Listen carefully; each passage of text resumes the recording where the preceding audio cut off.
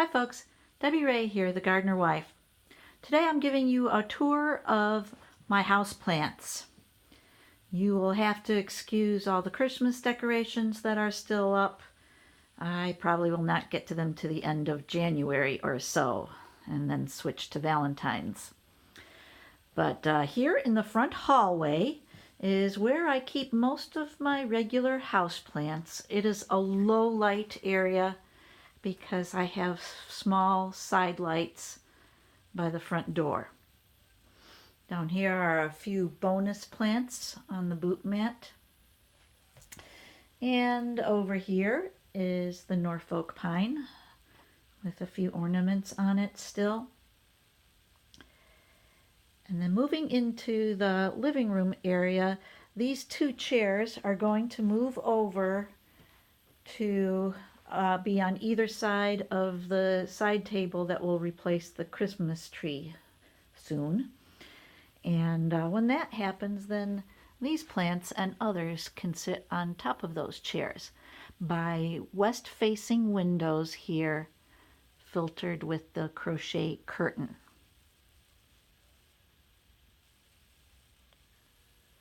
While I'm showing you the plants in my front hallway, I want to show you one of my watering tricks, and that is to use these hydrospikes. That's the top of one there, and it is wicking some water into the soil here.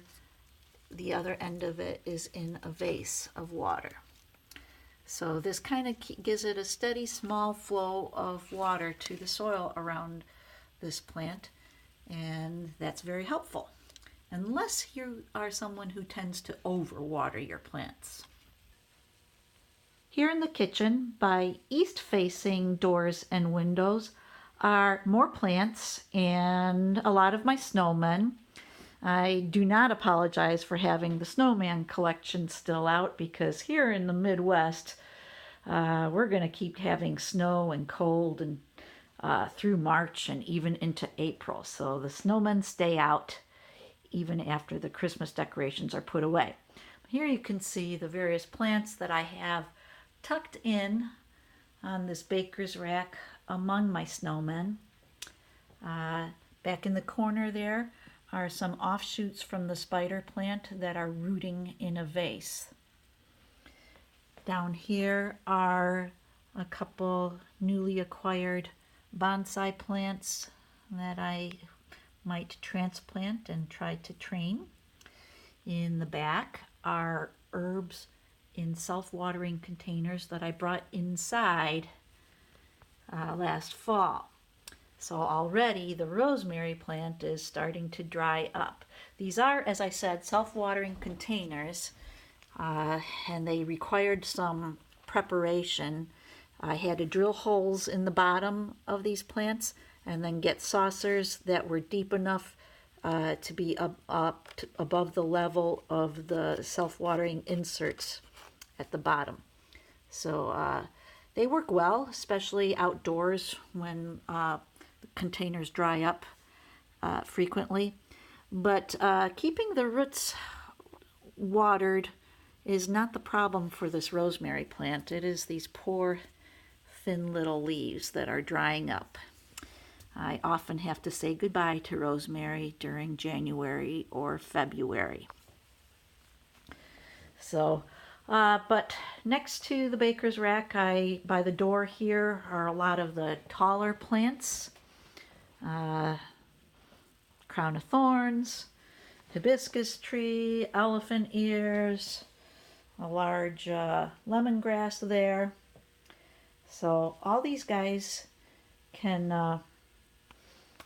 are enjoying good morning sunlight, and while it's still snowing outside. And I have more of these hydrospikes to show you. Here are some that I have not set up yet, so you can see them. You soak these in water, and then you take the cap off and fill the cone with water, and then you insert it in the soil and let the tube go down and it's weighted to sit in the bottom of a container of water. And I just use a pretty vase for that.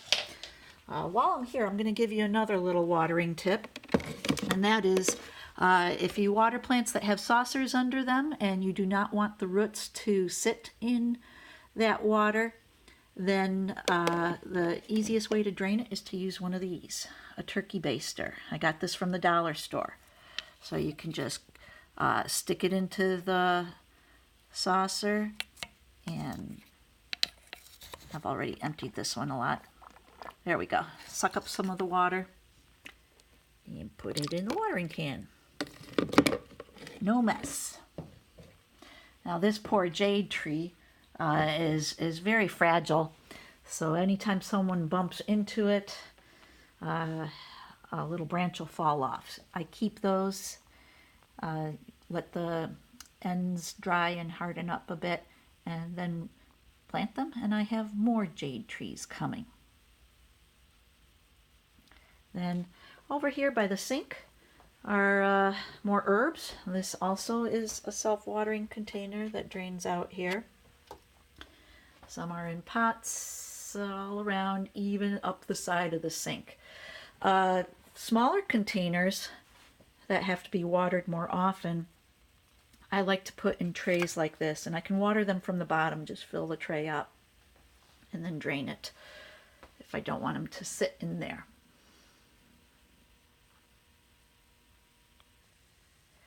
Here by the refrigerator across from the sink is another plant stand. Most of these are doing well. The tallest one here is cutting from that crown of thorns. I did see a casualty here, of course. I've lost a succulent down here. I have more succulents in a tray, including many of those, several of those little jade trees that I was telling you just started from things that fell off my big jade tree. But speaking of succulents, I want to show you what I have in the garage. That's right, I have more succulents out here in the garage.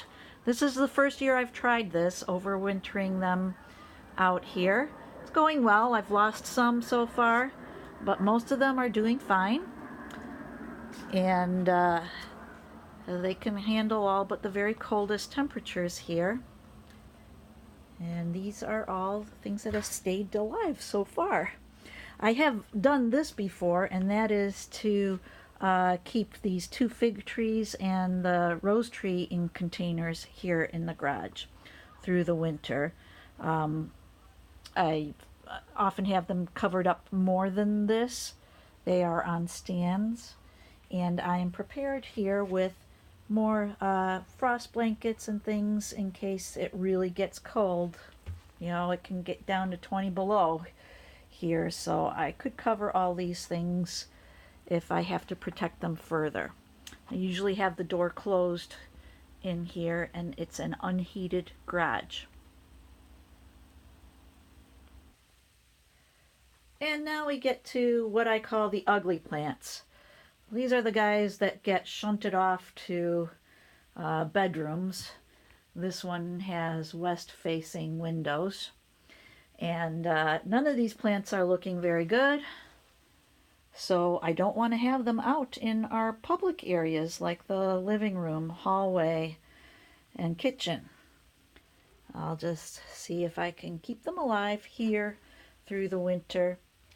I used to put a lot of these plants down in the basement, but now I prefer to save the space under my grow lights for seed starting. Here's another bedroom window. It faces south, and the light is filtered with another crochet curtain. Got ugly plants here. Those are 2 brugmansia that have lost all their leaves. But I also have some pretty plants here. African violets that are still blooming. Orchids that are not blooming, but someday I may coax them to bloom again. So these are, I guess, the prettiest of the not so public plants. I'll show you my last plant in the dining room. Here it is, that beautiful poinsettia that is still decorating my dining room table slash office where I like to work. So it's still doing fine. No reason to move it to one of the ugly plant areas yet, but I'm sure its time will come. So thanks for joining me on this houseplant tour, and I hope you learned a little bit about or got some ideas for different places you can keep plants. This is a small house, 2,200 square feet, so if I can fit this many plants in here, you can put at least one by a window, right?